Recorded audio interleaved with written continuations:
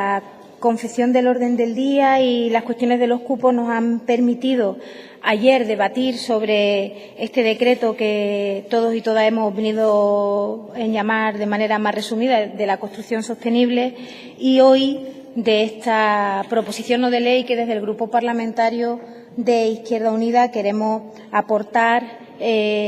a la consideración de la Cámara, del resto de los grupos parlamentarios, con el ánimo de ir perfilando algunas de las líneas que han generado esa expectación interesante con la convalidación del decreto y, por tanto, con la oficialidad de su implementación inmediata a través del Gobierno andaluz. Ayer ya teníamos ocasión de intercambiar impresiones sobre el diagnóstico que ha dado la luz verde a ese decreto, lo que ha interesado al Gobierno como prioridad para los próximos años y la sintonía de esas prioridades con la estrategia europea en aras a mejorar la eficiencia energética en detrimento de las energías contaminantes, fomentar las energías renovables y, sobre todo, en el caso de Andalucía y en el caso estatal, en lo que esa estrategia puede suponer para la creación de empleo y la reactivación de un sector como el de la construcción, que todos y todas somos conscientes de la importancia capital que ha tenido en los años de crecimiento económico de nuestra economía, pero también el excesivo peso que llegó a adquirir en la misma y la escasa diversificación productiva de nuestro potencial económico hizo que su caída arrastrase con ella y con mayor virulencia a toda la economía que a otros países de nuestro entorno. Por tanto, la creación de empleo especialmente importante en el sector de la construcción, pero animada desde unos criterios y con unos parámetros más sostenibles, no solo en cuanto a la sostenibilidad que impregna y recorre todo el decreto que ayer convalidábamos, cuando hablábamos de la eficiencia o de la sostenibilidad ambiental, sino también de la sostenibilidad y de la perdurabilidad del empleo generado en el sector de la construcción de cara al futuro, porque se asiente sobre pilares más sólidos que aquellos que han mostrado su fragilidad tras el estallido de la burbuja inmobiliaria. Empleo vinculado a pequeña y mediana empresa, empleo vinculado también a la potenciación de la contratación de las mujeres y haciendo que la riqueza que pueda deferir la implementación del decreto llegue al mayor número posible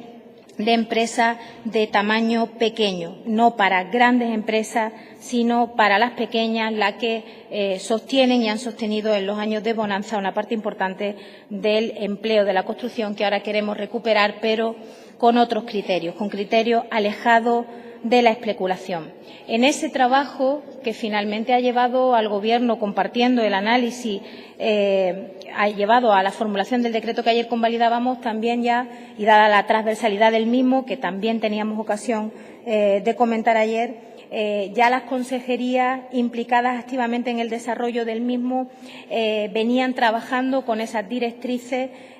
y plasmándolas de manera participada en planes que quieren ser también directrices básicas de su trabajo en los próximos meses y años.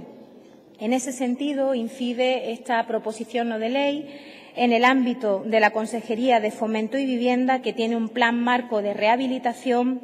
que está ya de manera inminente verá la luz, sobre el que ya se ha informado en la comisión y que atiende básicamente a la necesidad de adaptar en lo concreto las grandes líneas que ya están puestas sobre la mesa. En concreto, o especialmente en aquello que tiene que ver con la rehabilitación, con la regeneración urbana y todo ello con el empleo de calidad del que hablábamos para la construcción. España no solo tiene unos índices sensiblemente inferiores que los países de su entorno en eficiencia energética, sino también en inversión, en porcentaje de inversión dedicada a rehabilitación. En España la obra nueva consumió la mayor parte tanto de los recursos como de la mano de obra. Invertir esa tendencia es no solo mejor y más eficiente, sino que además es más adecuado en un momento de necesaria sobriedad económica. con recursos menores se genera mucho más empleo en la rehabilitación que en la obra nueva. De hecho, está calculado que prácticamente hay 3 puestos de trabajo en rehabilitación que se generan nuevos por 1 que se genere en obra nueva. Por tanto, los números avalan esa potenciación de la rehabilitación, la estabilidad o la perdurabilidad del empleo, el tamaño de las empresas a las que se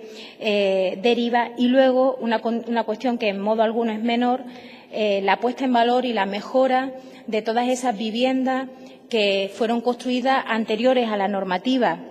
que hoy obliga a tener estos criterios de eficiencia energética de las que carecen muchas viviendas en Andalucía y, por tanto, tenemos ese yacimiento sobre el que operar sin ocupar suelo, sin consumir nuevos recursos y con una inversión más pequeña, siempre insuficiente para el objetivo de la generación de empleo que tanto nos preocupa a todos y a todas, pero al menos es un paso en una dirección adecuada. De hecho, único, no hay ninguna otra comunidad autónoma que ya en firme haya apostado por una política de incentivos que venga a reactivar el sector y que además le marque unas líneas de futuro menos frágiles que las que lo sustentaban hasta el inicio de la crisis.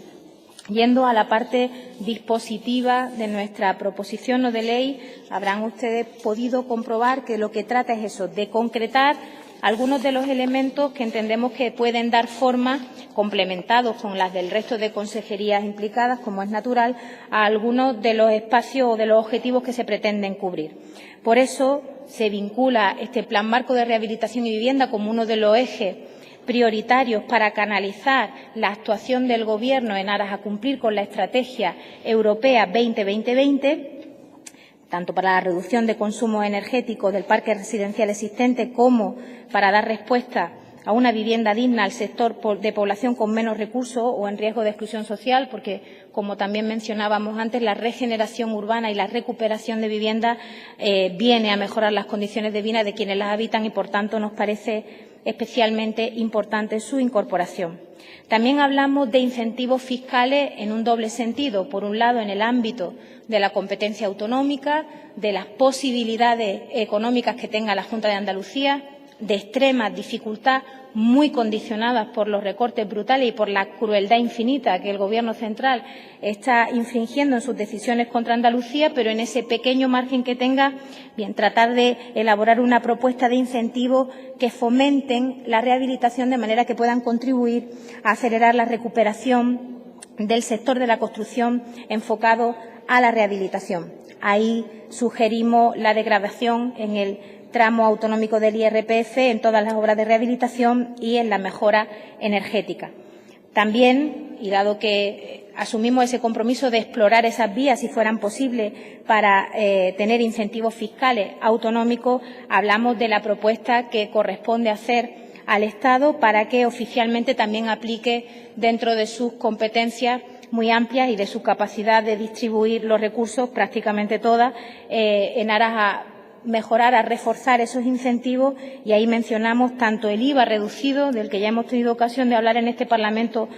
con relación a muchos sectores que inexplicablemente ven comprometida su recuperación por ese impuesto absolutamente excesivo, y también hablamos, en justa correspondencia, ya que lo hacemos también con el tramo autonómico, del tramo estatal del IRPF para la rehabilitación edificatoria y urbana y la mejora energética. Así, bueno, como ir explorando también con las corporaciones locales las bonificaciones al impuesto de bienes inmuebles y, por tanto, tratar de empujar todos en una dirección correcta que estimule la dinamización del sector, la creación de empleo, con todos esos objetivos que nos hemos marcado. Por último, en la proposición no de ley hablamos de la creación de un fondo reembolsable para la rehabilitación, para actuaciones de rehabilitación tanto edificatoria y urbana. Por tanto, entendemos, y dado que ayer no hubo ningún voto en contra a la convalidación del decreto, esperemos que la consideración, que la valoración de esta iniciativa por parte del resto de grupos sea positiva, que empiece a marcar una parte de los objetivos fundamentales que van a animar la implementación del decreto de la construcción sostenible, que veamos su fruto pronto, en la medida en la que vendrá al cumplimiento de objetivos que todos y todas, al parecer, al menos en teoría, compartimos, Y por último, hoy he agotado todo mi tiempo explicando o trasladándoles a ustedes la proposición no de ley. Otros días lo hago de otra manera, porque el Grupo Parlamentario de Izquierda Unida tiene la costumbre de utilizar su tiempo en lo que mejor considera oportuno y conveniente, como es normal en democracia y como es libre atribución de todos y todas los que aquí estamos y que libremente representamos a quienes nos han votado como mejor entendemos y sabemos. Es lo que tiene la democracia, que ningún grupo le puede imponer a otro lo que tiene que decir, cuándo lo tiene que decir y cómo lo tiene que decir. Muchas gracias. Gracias, señora Nieto. Para fijar la posición de cada grupo parlamentario interviene, en primer lugar, en este caso,